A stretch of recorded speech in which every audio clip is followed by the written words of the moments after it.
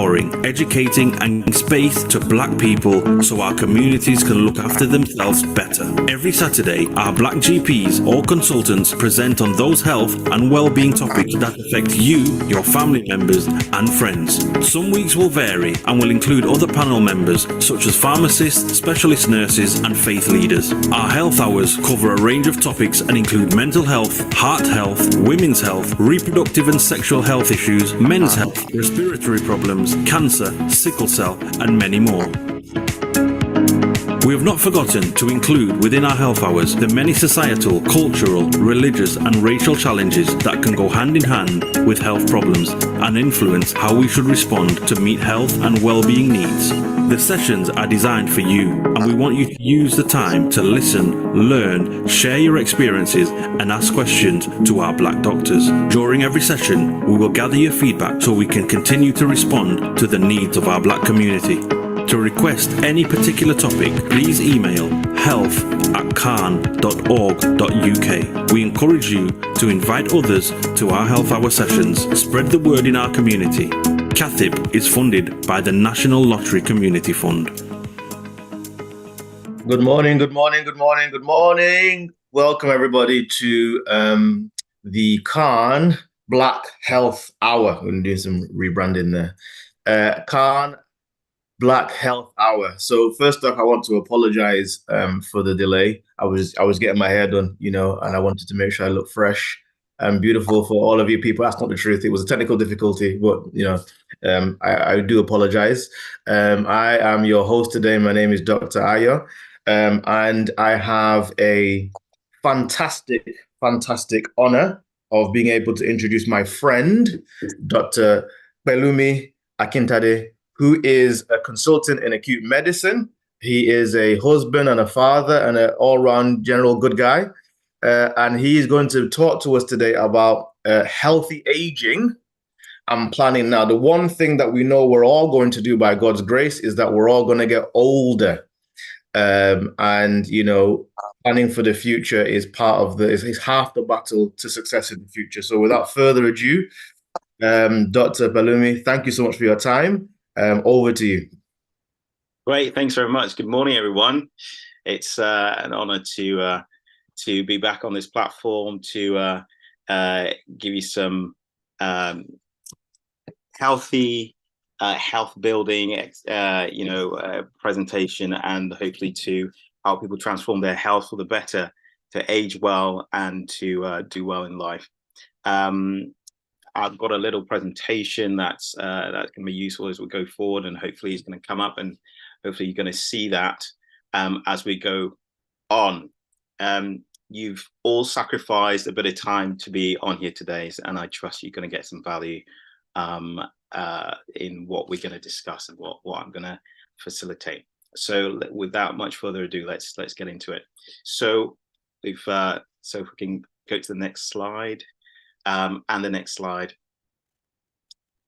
Okay, so just as a general overview, I'm going to touch on a couple of things, a few things in this presentation. I'm going to just put to you what aging is generally, and discuss aging as a global phenomenon, which all parts of the world, bar none, are experiencing. The dimensions of health, which we'll have a little bit of time to delve into. So physical, mental, as well as spiritual health, which are all very important. Thinking of health holistically, the pertinent issues to the Black community, and then my little summary of the secrets to aging well and to doing well as we age. All right, so next slide, please. I'm going to use a lot of photos and imagery, which is really important for how we grasp things and how we remember things. So hopefully you'll connect with that. So I'm sure you'll hopefully know some of these people, notable people, accomplished people that are recognized in Black history. We're going to go through it. So I'm not in control of this slide, so I'm just going to, yeah.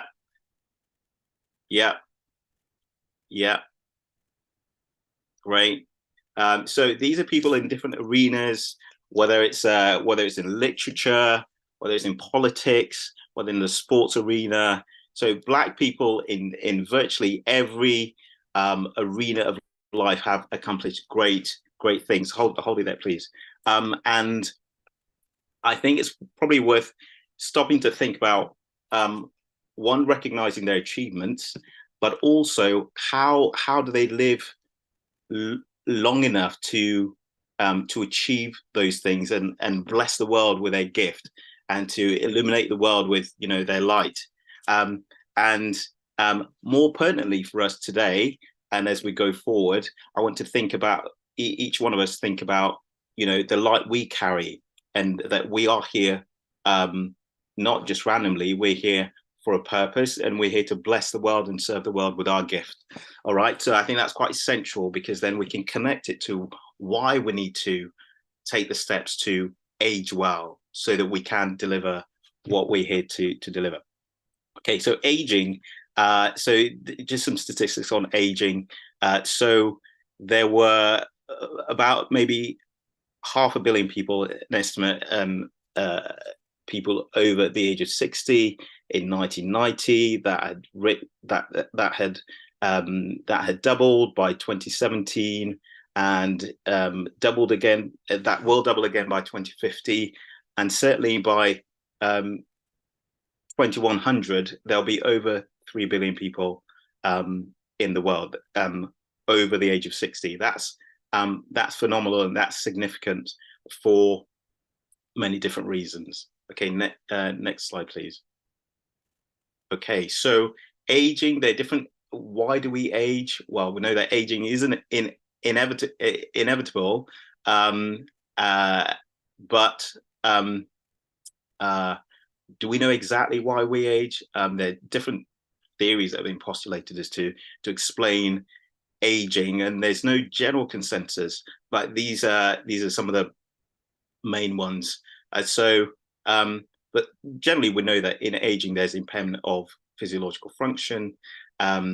It's progressive, so with time we are aging, and we know that as we age we become more susceptible to disease and mortality for different reasons. But one of the chief reasons is because as we age, we are accumulating hits to our DNA, whether it be through our lifestyle, whether it be through ultraviolet radiation, whether it be through smoking, whether it be through, so lots of different ways we accumulate damage to our DNA. All right. And there are 4 distinct aging processes: chronological, so thinking forward in a kind of linear fashion from birth to death.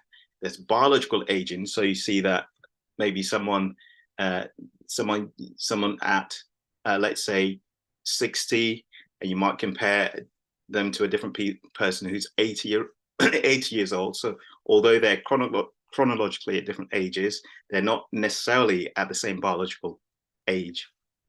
There's psychological aging as well. So think about cognitive function, personality, and perceptual.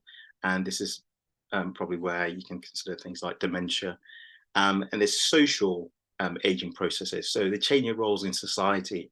Think about how does society view aging people? Their usefulness. And think about retiring, what people do in retirement, the different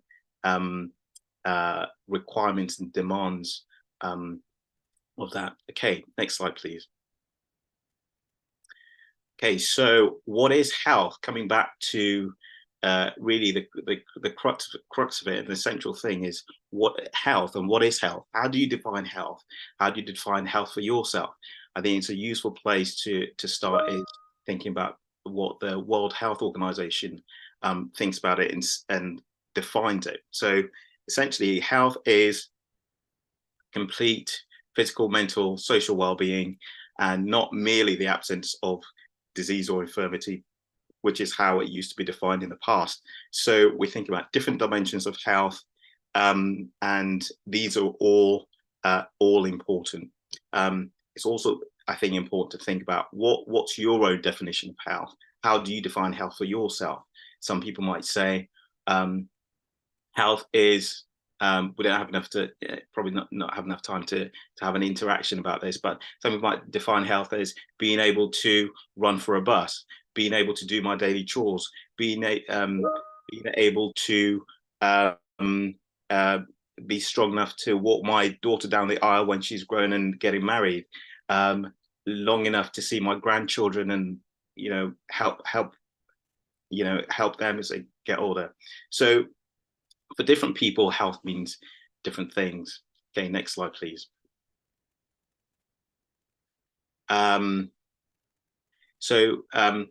There are also, so different organizations have and continue to try and explore and define and help explain what health is. This is another one. So there's 6 dimensions of health. This is by an organization in United States of America, National Wellness Institute, which basically postulates that there are 6 dimensions of wellness: emotional, occupational, physical, social, intellectual, and spiritual. And whenever any one of those is deficient, we're not healthy.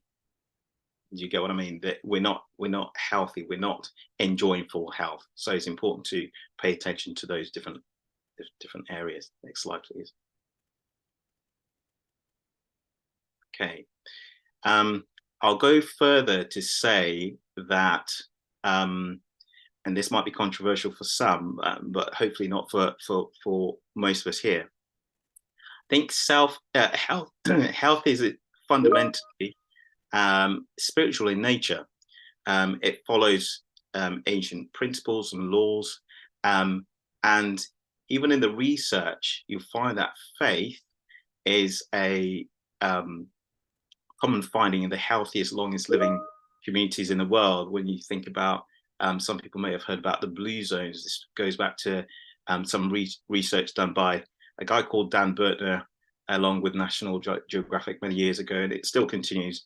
And it found that there were certain communities, I think about 5 of them around the world, that it was not uncommon for individuals in those communities to be living beyond 100 years old and be living well. And so they went on to, to ask the question, why was this happening, and what were the common features? And certainly faith, community, sense of purpose, what they ate, movement were some of the common themes that came out, and that's worth a look at. So if faith is essentially, fundamentally, foundationally spiritual in nature, then I think it's important then that we explore that if we want to live well and be healthy. Okay, next slide, please.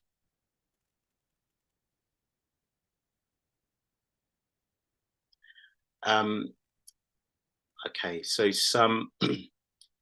some common health challenges as people age are long-term health conditions.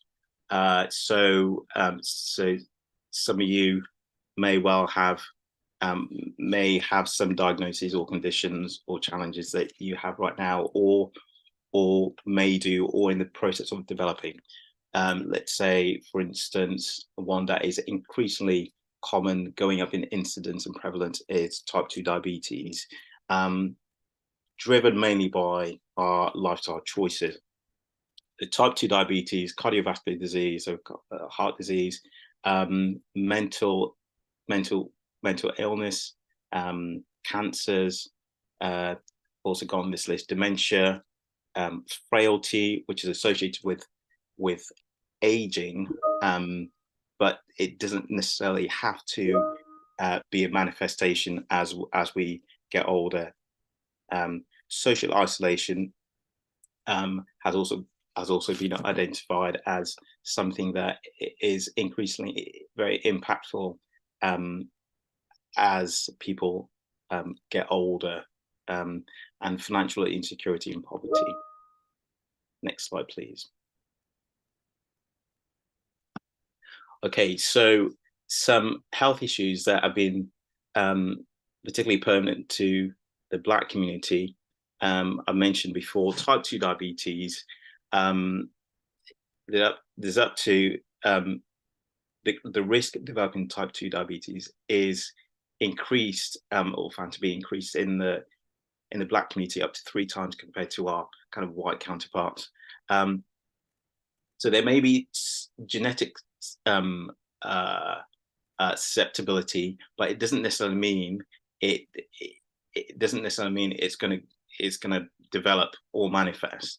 And again, part of this talk is to try and help us appreciate that we can reduce our risk of certain diseases and even reverse certain diseases. And type 2 diabetes is one of those that you can actually put in remission with the right strategies and lifestyle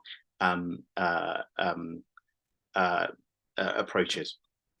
Prostate cancer, there's a 50% increased risk compared to our white counterparts. So someone like me, who's a Black male, is statistically have twice the risk of developing prostate cancer than my white neighbor, who's male. But the fact, again, the appreciation and the knowledge of that should help me strategize and think about the things I can put in place to reduce my risk of that becoming a reality for me. Breast cancer can be more aggressive in Black females. Mental health issues are there as well. So Black people generally are more likely to be detained under the Mental Health Act.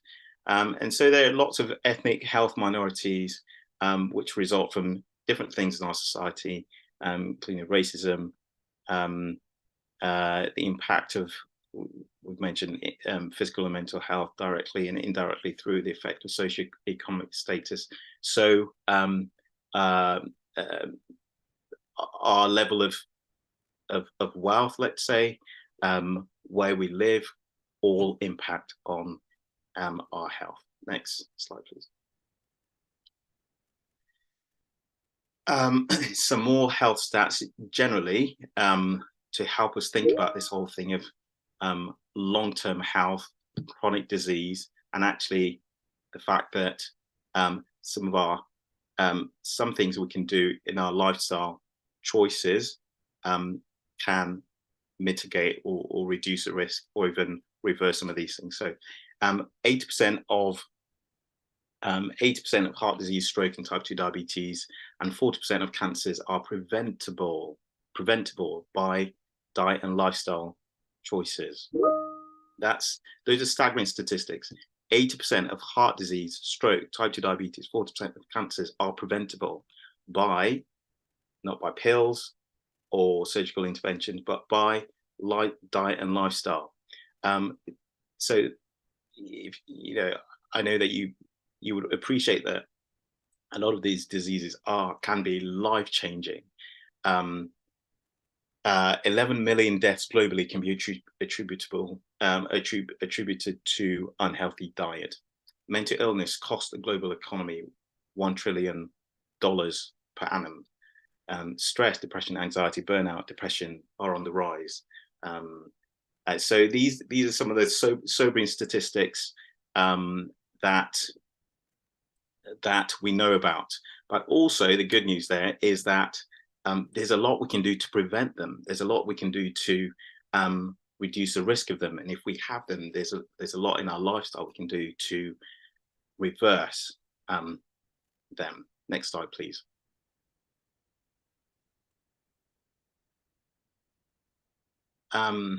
So some more, I like to help people to kind of think about their health in different ways. So we can just grasp that our health is wealth, and there's different things we can do to optimize our health so that we can live well.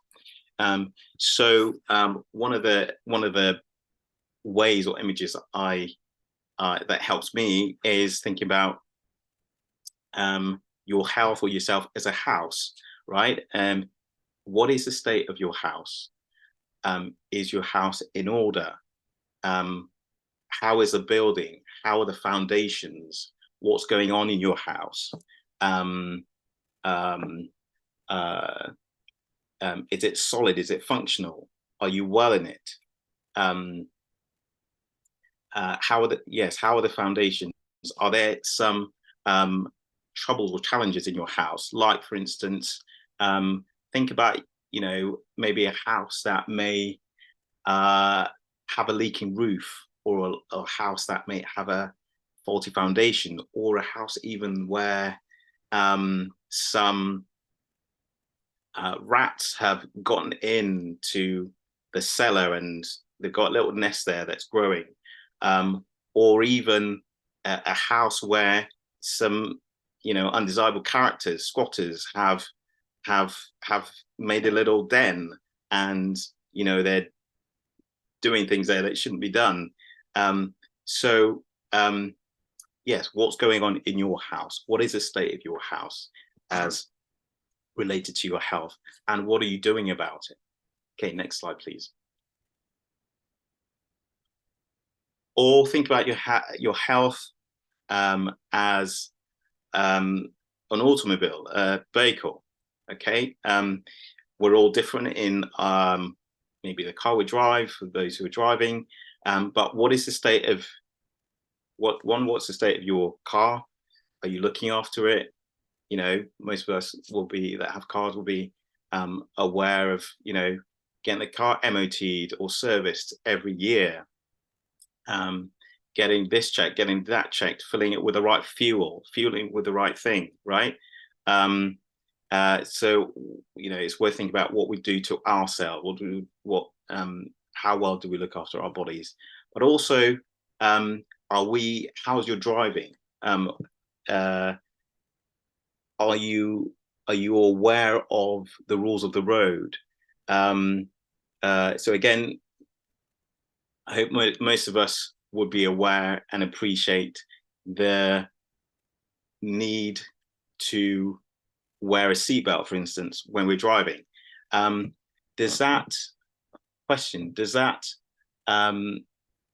mean that there's not going to be any accidents? No. However, the fact that you wear a seatbelt means that if you were in an accident, the severity or your risk of injuring yourself seriously is reduced, right?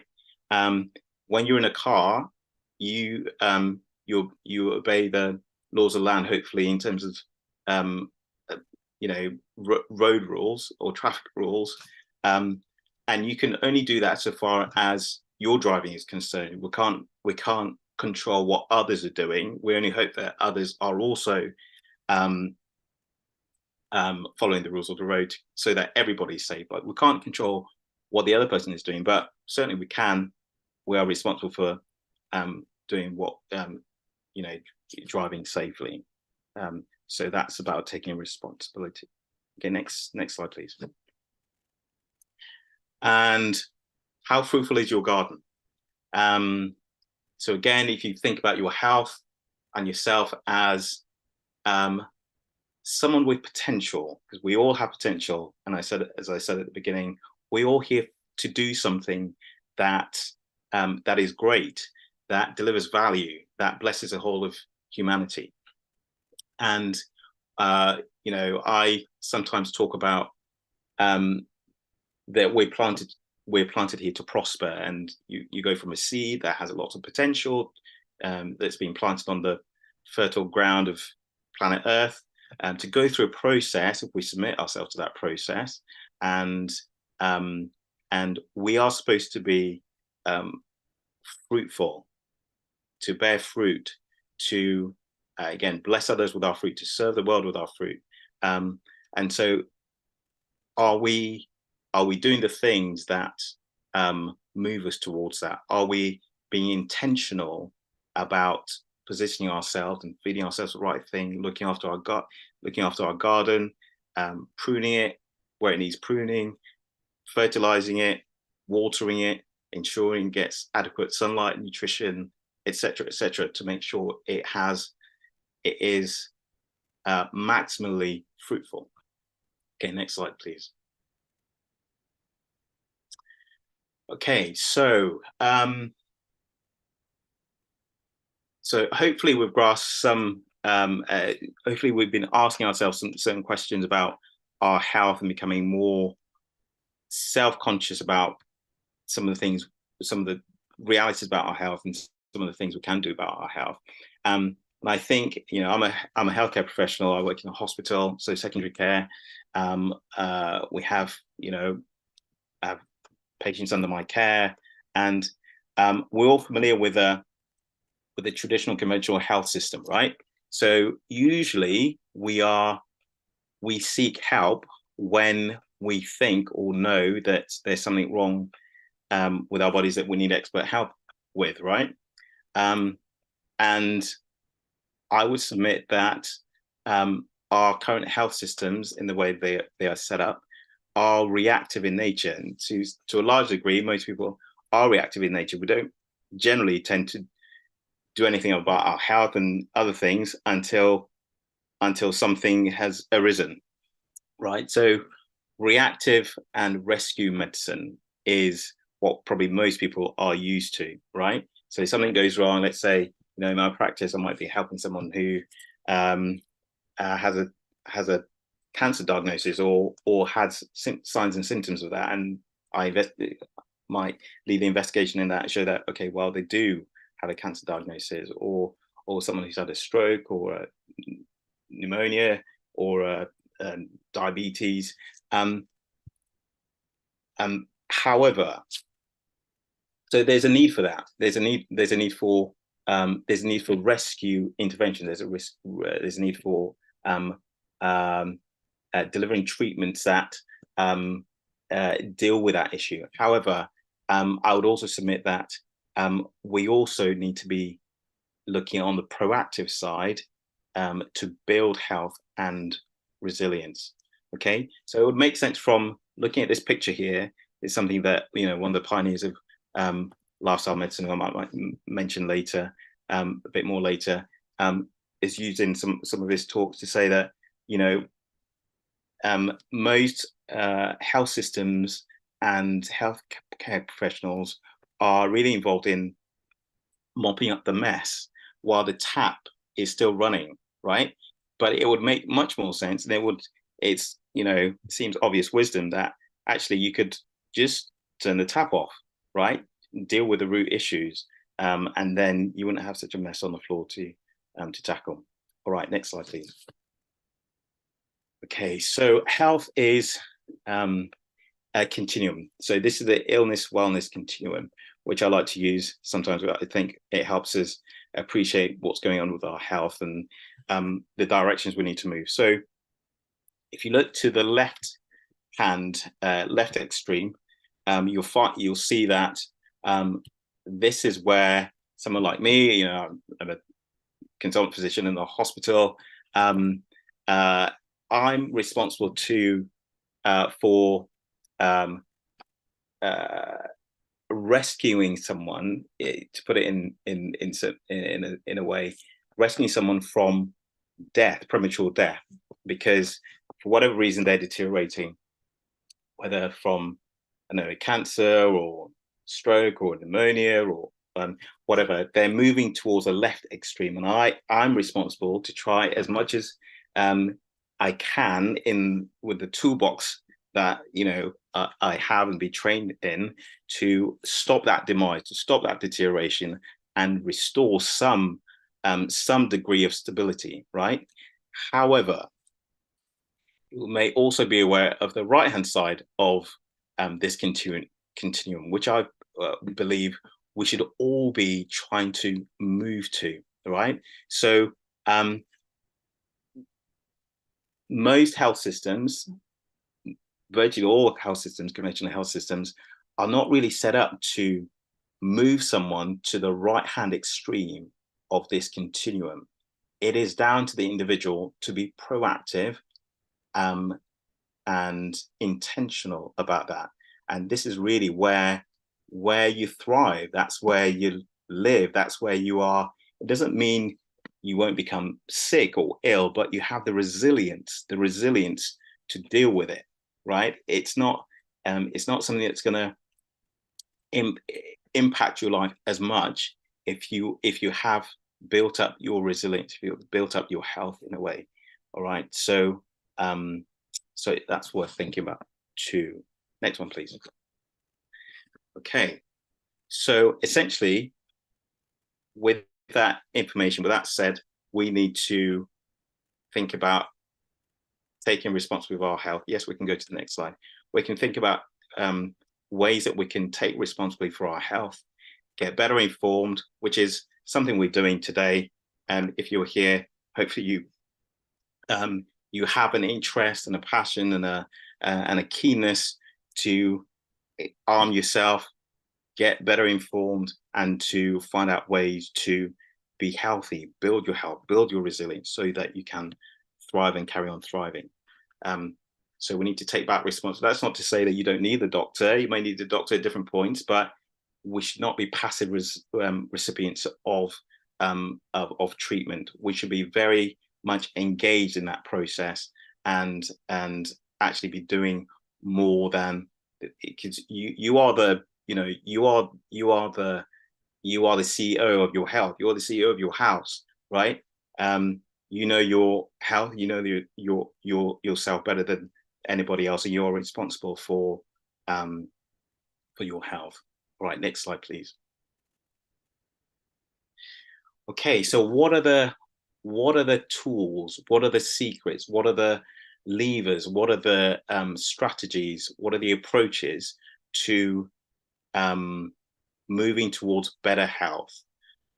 Going beyond what a conventional the conventional health service, let's say if you're in the UK, it's the National Health Service, going beyond what is on the table, going beyond what's typically commonly offered. Well, we need to think about these are I'm presenting these are the pillars of lifestyle medicine. So lifestyle medicine is essentially an evidence-based approach to treating, managing, even reversing lifestyle-driven conditions with lifestyle changes. There's lots of evidence base to show that this is very it's effective. It works. It's not to detract from conventional medicine, which relies mainly on pharmacological approaches and procedures. So pills and surgery, right, typically are the go-tos, but there's lots more we can do that goes beyond that. So thinking about nutrition, exercise, stress management, sleep as a pillar of good health, and then dealing with harmful or toxic behaviors like tobacco and alcohol use in an unhealthy way, and then looking at healthy relationships and positive psychology. All right, so next slide, please. So I have reframed that to develop the SMILE framework, which I'm going to share with you a little bit today. All right, so if we start looking at sleep actually, I'm going to start in the middle of this. So I've got SMILE, which spells smile. Let's start off in the middle of that. So you've got I. I is for I am, and I is for ID, your identity. Then going on from that is your influence and impact. Ultimately, this constitutes your purpose, why you are here. And I think if you have a connection or discover your purpose in life, then you'll probably be more interested in doing the things that help you fulfill or deliver your purpose in life. Right. So so to the top. So sleep. There's a lot of research about all these areas. So sleep is one of the pillars of good health. We spend about a third of our lives sleeping.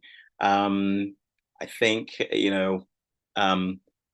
sleep is one of those areas where we think we can get away with, we can sacrifice some sleep to do something else, which might be okay sometimes in the short term, but actually long term it can be harmful to our health. Well, it is shown to be harmful to our health. What happens when we sleep? Typically, well, actually, lots of things happen when we sleep. Quality sleep, this is. So your DNA repairs itself when you sleep. There's a lot of regulatory controls physiologically when we sleep, whether it's glycemic control, cardiovascular mechanisms, so that we can appreciate sleep sometimes by looking at someone who has sleep deprivation or chronic sleep deprivation. We know that people who don't sleep well over a long period of time, or don't get quality sleep over a long period of time, they live shorter lives. Their risk of cancer goes up significantly. Their risk of cardiovascular disease goes up significantly. Strokes, heart attacks are the big ones there. Their risk of diabetes goes up significantly. Their risk of mental illness, depression, suicide goes up significantly. Your judgment is reduced. Your cognition, there's their risk to your cognitive abilities. So in the short term and the long term, your risk of dementia goes. So a whole list of things, a whole list of diseases and conditions are related to not getting enough quality sleep over a long period of time. So sleep is a pillar of good health. Sleep is medicine. All right. I'll go on further to look at the other dimensions of health related to this pillar, which and I summarize it in the fact that we need to take rest seriously, right? So if you look at, I'm a Bible believing Christian, and if you look at the approach of even how the account of creation, that God Himself, who's a spirit being, created the world in an orderly way, did His work, right, and then He chose to rest on the seventh day. And then if you look at other sacred writings and religions, you will also find that rest is important. Sometimes it's not explored to great depth, but rest is important. And there's loads of research now and accumulating research about the importance of rest. Okay, moving on to the next one. There's same slide. So movement. Movement is concerned about exercise. Movement is concerned about so exercising muscle and mind, as well as spirit. Okay, I'll speak a little bit about those again, the dimensions of this. So movement. The research suggests that we need about 150 minutes per week of moderate intensity exercise to get maximum health benefits. So that breaks down to about 30 minutes a day, 5 days a week of moderate intensity exercise, maybe a brisk walk, something that brings on a bit of a sweat that makes you a little bit short of breath. So it doesn't have to be super intense. Exercise is important for as a preventive factor for lots of diseases and conditions, physical, mental, and spiritual. Exercise. I'm just trying to frame my words. I'll come back to that. Okay, let's move on to love. Love is to do with love love yourself, love your love for yourself, your love for others, your love for God. Um, your love for God, your love for yourself, your love for others. And in that, um, that is concerned about relationship.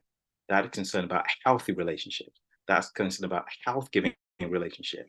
It's concerned with giving and receiving. It's concerned with, and again, there's lots of research about the health impacts of health relationships with yourself, self-esteem, knowledge of yourself, self-awareness, your relationship with others, and whether you're in healthy relationships. And there's even some research to do with married people typically living longer than non-married people and be healthier than non-married people.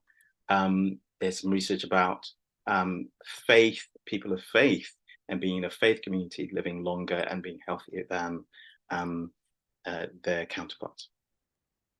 And the last pillar is eat. So that's concerned with what we consume, whether this is whether we're looking at, again, physical health, whether we're looking at your kind of diet, and the healthiest diet typically is one that is mainly plant-based and whole foods.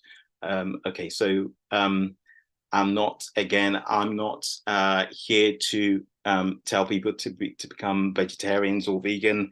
I mean, in my personal life, I've chosen to be pescatarian, so I don't eat meat. I don't stop I have 3 young kids. I don't stop them eating meat. I have a wife. I don't stop eating meat. But I've chosen and being informed by my disease risk, my risk profile, I've chosen to do certain things about what I eat and what I don't eat. Certainly, it's important to steer away from highly processed food because that's shown to be not healthy at all and predisposes us to disease. But certainly looking at what we consume. So what we eat, and you can delve into greater depths about how we eat, when we eat. Fad diets are generally not the main thing to focus on. I think people get lost in that rabbit hole when they start looking at this diet, that diet. But whole food, plant-based diet, that's the healthiest diet. And then going further to think about the general principle of consumption, what we feed our minds, right? How we are, what we take in, how we build ourselves up.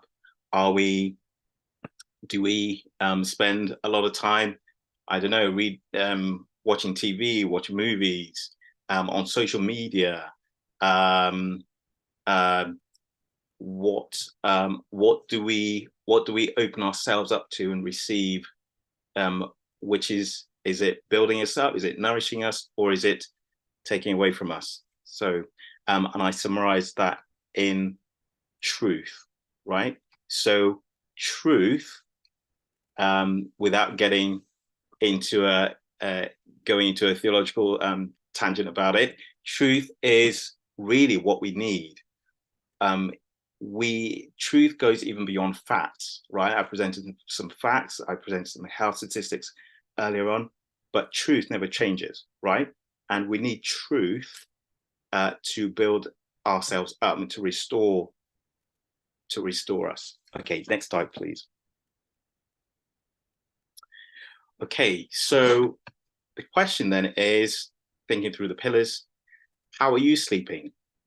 How is your sleeping experience? How is most people sleep at night? Because that's usually how it's set up. But are you sleeping well? Do you get quality sleep when you sleep? Do you sleep? Do you wake up from sleep feeling refreshed? Is your sleep interrupted? Is it what's the quality of your sleep? Okay, next slide, please.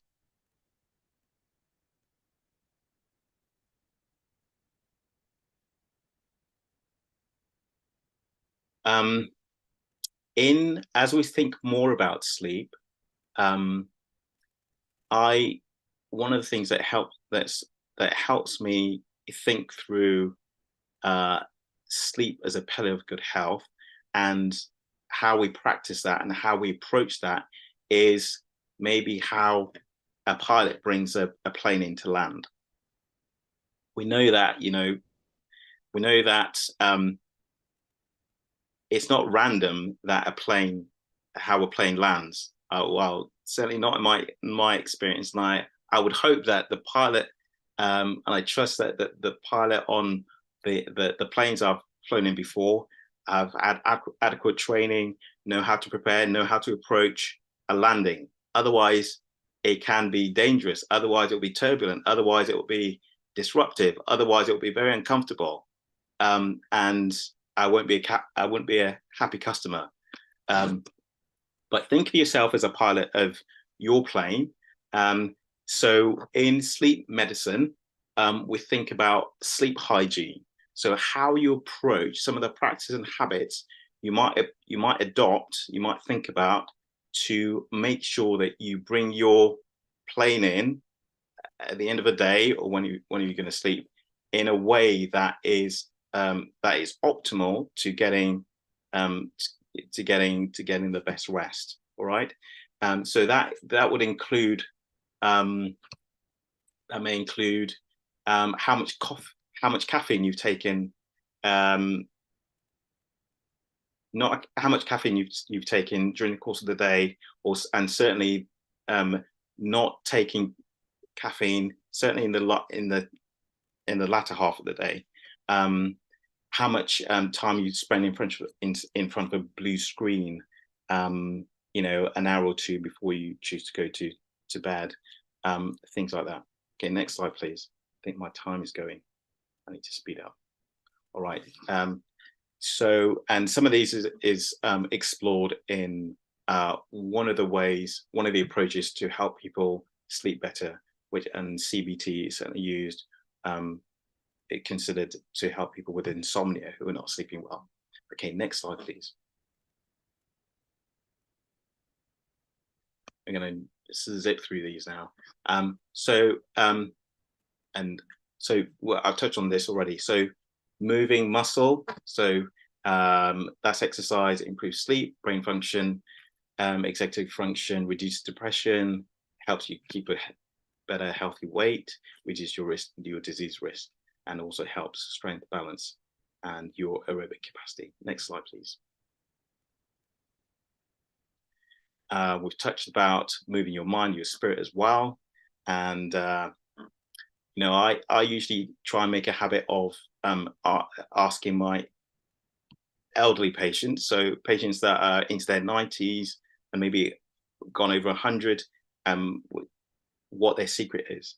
And there's some common factors that come out, including, they're usually people who have some, purpose about their life. They've given themselves to learning. They might belong to a profession where there's continued learning, etc. So I usually encourage people to, make it a habit to keep learning even after you've left university or whatever. Learn new skills, learn new hobbies, live purposefully, live to serve others. Okay, next slide, please. We'll touch on love and the importance of healthy relationships, and that is with God, with self, with others. Okay, next slide, please. Okay, this is also to do with communion, community and connection. And in that, you find the support you need if you need to make certain changes. The support you need at different phases and seasons of life, because we all go through different seasons and phases of life that require different things of us. And in that place of community and broadly love, we learn to give and receive. We learn, hopefully, live to serve others, and that's really where we flourish. Next slide, please. We've touched on, eating, what you consume, and the importance of eating or consuming to nourish. That's important. Think about what you're taking in. Is it nourishing you, leading to life, or is it killing you, really, leading to death? Next slide, please. There's a bit of research that was done at Imperial College down in London, looking at comparing the amount you fruit and veg and the impact on disease. And you know, the research finding is pretty consistent with the fact that, you know, the more fruit and veg you eat, your risk profile, your risk of disease goes down. Next slide, please. Okay, so this is on the negative side of eating to nourish. So are there things we're already doing that's essentially killing us or taking life or, you know, good health away from us, which we need to address? Next slide, please. So that's pretty much it. This is just another reminder of my framework, which I like to take people through. Next slide, please. Okay, so my key take-home messages from this is that aging is inevitable, but disease and frailty are not inevitable. There are certain things we can do to mitigate these things. So mitigate against these things, and it is possible to reverse disease and build resilience. We need to think about health holistically, body, soul, and spirit, and we need to be informed, proactive, and intentional about our health. And I've provided a framework for transformation, which I hope to be doing some more work with people in over time. Okay, I think that's pretty much me.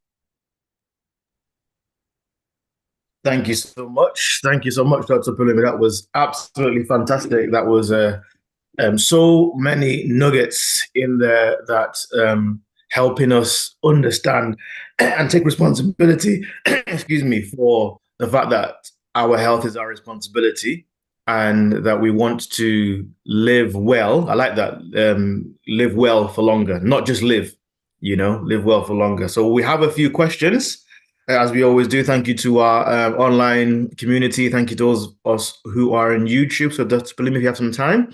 The first question is, at 35, what are some supplements that support aging? Sorry, at 35? Well, yeah, what are some supplements that support aging? Supplements. Yeah. Different schools of thought about supplements. You don't necessarily I mean, in the ideal world, if you're eating a good, balanced, whole diet, you don't actually need to depend on supplements. However, for people who, you know, let me start with myself. So I don't eat meat, and therefore I need to think about, and I'm black. So I take high dose vitamin D tablets, especially in the winter, right? And if I was vegan, I only need to think about taking vitamin B12. All right. Certainly there's no harm in taking multivitamin tablets. If you're going to take some supplements as well, you need to think about the quality of them. So I take vitamin D3, that's the active form of vitamin D. I didn't really have the opportunity to kind of go into that in great detail. You don't need to take loads of supplements, okay? If you're eating a decent diet, that's broadly speaking, that'd be my response to that. But there are some things. If you're a person of color, definitely I would definitely think about taking vitamin D tablets, especially in the winter. All right, and vitamin B12 if you don't eat that much meat. Yeah. I mean, it doesn't apply to you yet because you're only 25. So let us know in 10 years' time when you get to 35, and we can see. Can you comment on brain health Any tips on how we can keep this organ healthy? I hear saffron and omega-3 help. Absolutely. So great. That's a good place to start. And healthy oily fish, which are high in omega-3. But also think about working your brain, right? We talk about exercise, exercise, not just muscle, mind, mind and spirit. So exercising your mind, putting your mind to work, thinking about stuff, reading, learning, creating. This links with another pillar as well, but creating solutions to serve your community. That all put your mind to work, right? So I said that, even in my experience, talking to some of my patients who are in the extreme age but still highly functioning, I usually ask them what their secret is, and it's a common theme that they've kept their mind active in some way. They're still learning, they're still engaging, right? So it's not diet alone. It's not just, we need to think about what we feed ourselves. That's important, but also think about using your mind muscle. Yeah, fantastic. We're going to try and get through this as quick as possible because we're approaching time. How do I determine when stress levels are excessive? Life in this England is grey and stressful, and I'm unsure how to change that. Okay, stress is very important. How we manage it. Stress is an important part of life, by the way. All right. So let me give you an example. Typically, what's one of the examples we use is if, for instance, if you're walking along and a bear or a lion kind of jumped out, it's a stress response that actually is a protective factor there, right? Because it's either fight or flight, right? You either fight that thing with all you've got, or you run as fast as you can, right? That's a stress response. However, chronic prolonged stress, right? That's there all the time. It doesn't go to zero. It's there all the time. It's for most people, a large element is from the workplace, all right? But it's in different phases of life. But if you don't manage stress well, it's pro-inflammatory. It drives disease, whether it's mental or physical, right? So we need to find ways to manage our stress, all right? I don't think necessarily the answer is not running away from the UK or going somewhere else, because you find stress anywhere and everywhere you go, right? However, it's really how we deal with it, how we manage it. If we had a bit more time, we'd talk about maybe mindfulness and meditation. So exercise, physical exercise, that's important. Quality sleep. I mean, a lot of these pillars can feed into one another. Yeah. I mean, I don't want to put words in your mouth, Dr. Pelumi, but I think one of the things that I found that you were trying to encourage people is to take responsibility for their health. You have one life, you have one body. And I think there was a paradigm maybe a generation ago that, oh, well, the doctor will sort this out, or the hospital will sort this out. But we're now encouraging people, especially because we know that there are disparities in communities, and so it's important to understand that this is your life, and therefore to take responsibility of it. And specifically in the context of stress, I agree with Dr. Pelumi 100%. It's rarely the thing; it's the response to the thing. And what we have to do is then, okay, so how can I develop the tools to deal with this stress rather than remove myself away from it, because it's like, then you'll never be able to deal with that again. So again, very quickly, let's keep moving on. I heard that stress produces gray hairs. Is that true? Lots of things produce gray hairs. having 3 little children who are, stress does lots of things to you. I mean, gray hairs are the least of your problems. I don't know whether the question is about gray hairs and how you can avoid gray hairs, or or actually dealing with stress. But the key thing is actually, I mean, stress is a key one to manage and to get on top of, because it's a killer essentially, right? It leads to bad health. It leads to poor health, right? So whether it's, and by the way, I think I mentioned this kind of, but somewhere in my talk, that you don't wait till you manifest a disease to do something about it. We're actually potentially, we're all brewing something already. It's not when I find it, let's say for instance, someone with a cancer that we find, that thing is probably been going on for some time, right? So this is why I stress the fact that we need to be proactive about our health. So we're not doing the things that drive certain things and make them manifest later on, right? The things we're sowing into now will yield fruit later on, whether good or ill, right? And I think it's a really important point, because so both Dr. Pelumi and I are in acute medicine, which means that if you have a medical problem that needs hospital intervention for the first 2 or 3 days, you might see somebody like us. Now, one of the things I find myself saying a lot when I see people, sometimes they have really significant symptoms, but when we do lots of tests, there aren't things that we find. And I say that stress maybe might not be the cause of things, but it makes everything worse. So we have to do what we can to be intentional about, okay, well, how can I deal with stress?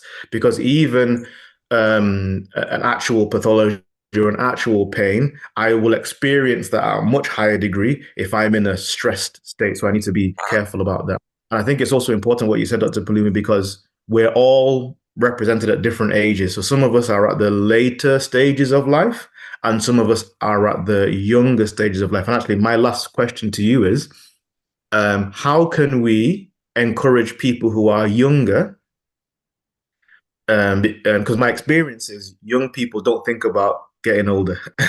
So how can we encourage our younger brothers and sisters and say, there's something you can do now.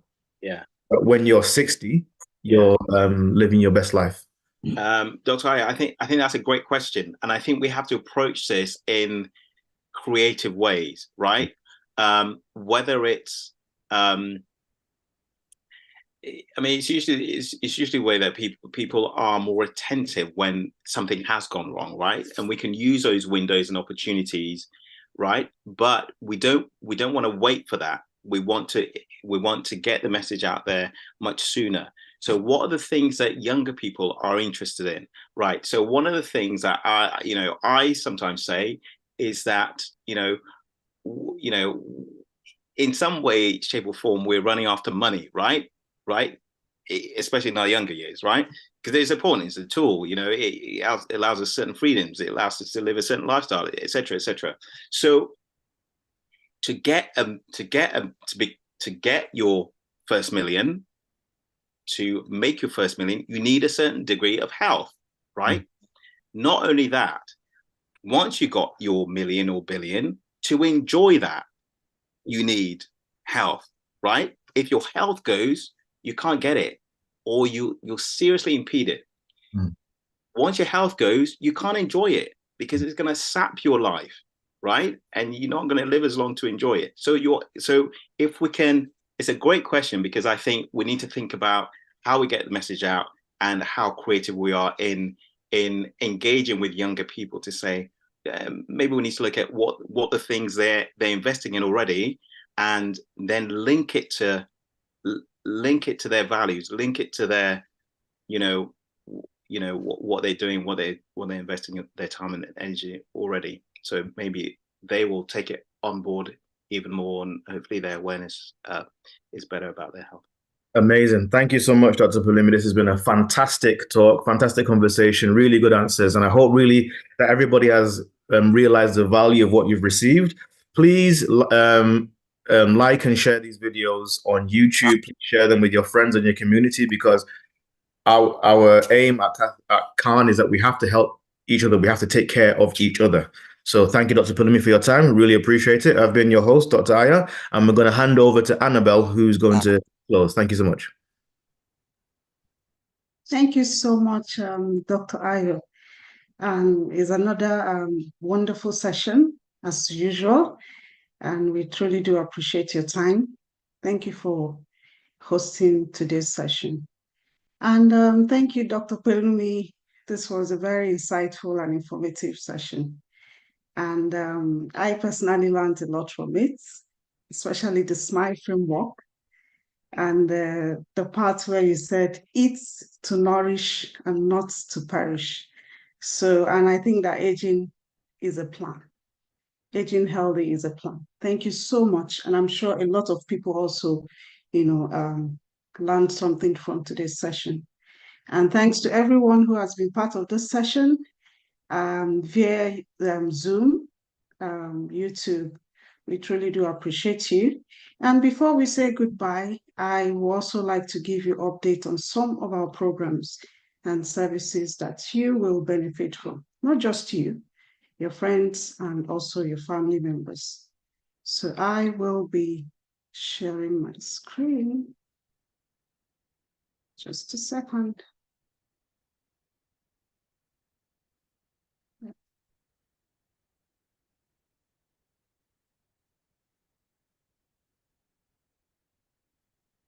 Yes, I hope you can see my screen. Yeah, so next week, Saturday, we have another very informative session, and that's the 4th of May, 2024. And it will be a time for us to talk about how to become a lifesaver through organ donation. And it will be the same time, 11 a.m. to 12:15 p.m. on Saturday. And for you to join us, you can register by sending an email to info@scan.org.uk. So we also have our Healthy Hearts, which focuses more on nutrition. And you know that what we eat determines the state of our health. And this happens every Tuesday. And we have another one coming up on the 30th of April. And same time, 6:30 p.m. to 8 p.m. And also for you to know that we have a physical instructor, which will make it more interesting. And he will be engaging us in physical activities on Tuesday. So for you to register, you can send an email to events@can.org.uk. So we also have the Homes for Health, and we all know that good housing condition has a lot to do with the health. So we have this forum that we want you to join and be part of it. Let's talk about, private housing conditions in Gotham. So for you to be part of this, you can as well get more information by sending an email to advocacy@can.org.uk. Then we also have the physical activities and well-being. I know Dr. Ayo talked about, exercises and all that. So we have a club where you can engage in physical activities to stay fit, and this is free. So for you to get more information on that, you can send an email to pawclub@can.org.uk, or you can as well contact us on 07464317635. We also have the Healthy and Hearty, which it's our services on improving heart health of the Caribbean community. And this is where you get free blood pressure checks and health advices for people within the age of 40 and above, and it happens in different, parts of Greater Manchester. We have the Longside, Ardwick, Clayton. These are places where you can get those services. And for you to get more information on that, you can send an email to info@healthyandhearty.org.uk. We also have the Girls Elite Club, where you can enroll your girls between the age of 10 to 18 years. And there's so much for them to learn, apart from the physical activities that will keep them fit. We also have workshops, health workshops that they can learn from. So please, for you to enroll them, send an email to girlseliteclub@can.org. or you can as well call on 07769 311 389. Yeah, just like we have the Girls Elite Club, we also have Can Boys Club, which also provides such benefits to the younger boys between the age of 10 and 18. You can as well reach us on this through the Boys Club at can.org.uk.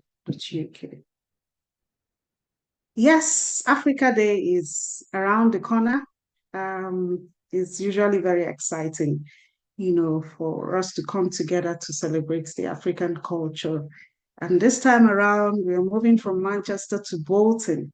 So all road leads to Bolton on the 24th of May, 2024. And the time is 10 a.m. to 3 p.m. And it will be at University of Bolton.